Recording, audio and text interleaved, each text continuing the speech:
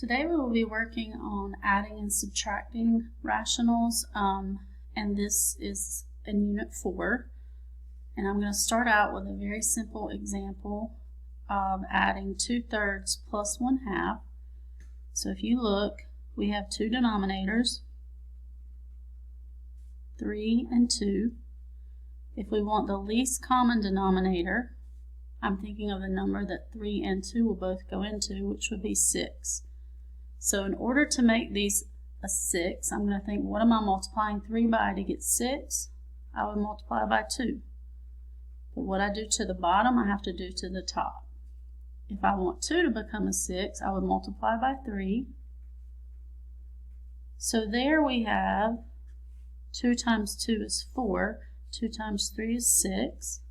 1 times 3 is 3, and then 2 times 3 is 6. So now you have common denominators, and then you just add straight across. So 4 plus 3 gives us 7. Keep your denominator the same. So that would give us 7, 6. So when adding or subtracting fractions, the denominators must be the same.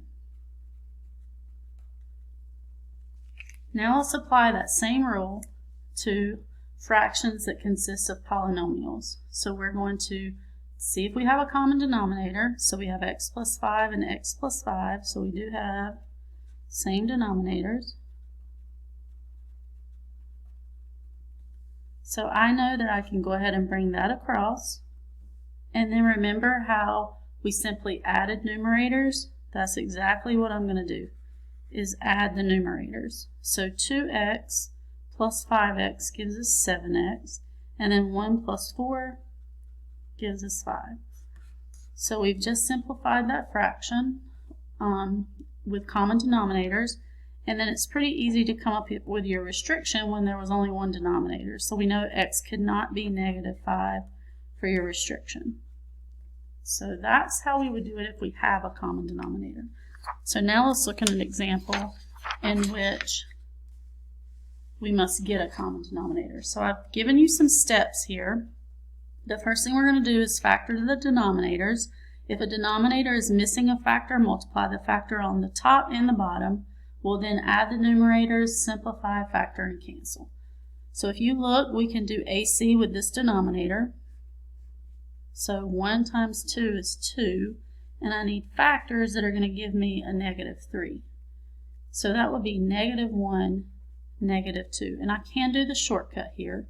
So I'm going to have x over x minus 1 plus 2x minus 1 over x minus 1, x minus 2.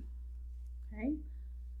So I'm going to come over to the side and I'm going to write out my least common denominator. And we need it to consist of one of every factor in the denominator. So here I have x minus 1. Here's another x minus 1. I do not need to write it again. And then we need an x minus 2. So this is what my common denominator will be. So I need this to look like this. In order for that to happen, I would need to multiply by an x minus 2, top and bottom. That's what step 2 tells us. So now if you look, both denominators are the same. So I'm ready to simply add numerators. So I'm just going to circle that. So I'm going to distribute here as I go across. So x squared minus 2x plus 2x minus 1 is what I get when I come across the top. And then my common denominator goes on bottom. We're going to simplify that. These two would cross out, leaving us with x squared minus 1. And then we still can simplify because this is a difference of squares. So I'm going to have x plus 1, x minus 1. Oops. This needs to be a 2. And then it says factor and cancel. So that's what we're ready to do. So if you look, we have an x minus 1 and an x minus 1. So that's going to simplify to x plus 1 over x minus 2. So now to think about your restrictions, let's go back up here before we started canceling anything out. So here 1 minus 1 would make this 0, so it could not be 1. Here, 2 minus 2 would make this 0, so it cannot be 2. So there's your restrictions.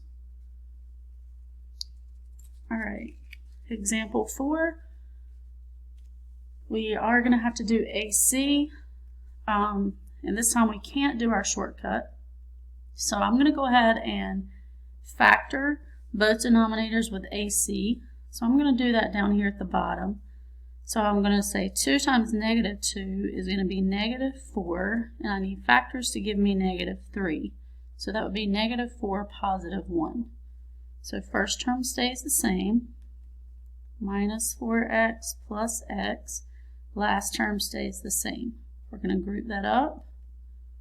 GCF will be 2x, leaving us x minus 2. GCF will be 1, leaving us x minus 2. So there's our twin. So 2x plus 1, x minus 2. So I can rewrite this fraction as 8 over 2x plus 1 times x minus 2. Sorry. Okay, so I'm going to do the same thing here. 2 times negative 5 gives me negative 10. I need factors that are going to be add up to be negative 9. So that's going to be negative 10 positive 1. So 2x squared minus 10x plus x minus 5. So your GCF is 2x. That's going to leave you x minus 5. GCF is 1. So we have 2x plus 1, x minus 5. So our second fraction we can rewrite as 2x plus 1, x minus 5. So now I'm going to come to the side and I'm going to find the least common denominator. So I need a 2x plus 1, x minus 2, 2x plus 1 we've already taken care of, and then I need an x minus 5. So then if I compare this denominator to my least common denominator, I can see that I need an x minus 5, top and bottom.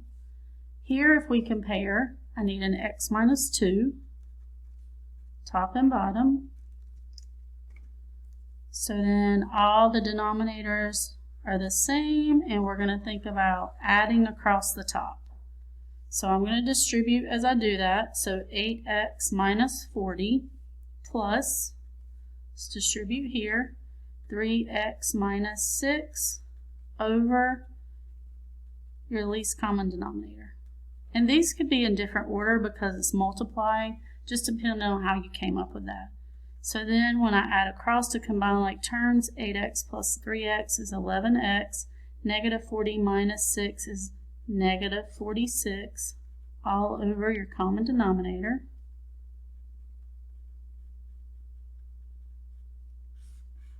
So here's your simplified form.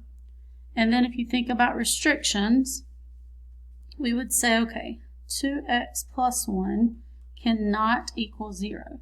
So if I solve that, we would subtract 1, divide by 2, so x could not equal negative 1/2. Then I'm going to take this x minus 2,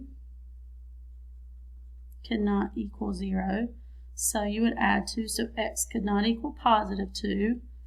And then the same thing with the x minus 5, you would add to find out it couldn't be 5. It's easy when there's not a number in front of x. But when there's a number in front of x, you may want to come over to the side like I did and solve. So our restrictions would be x could not be negative 1/2, 2, or 5.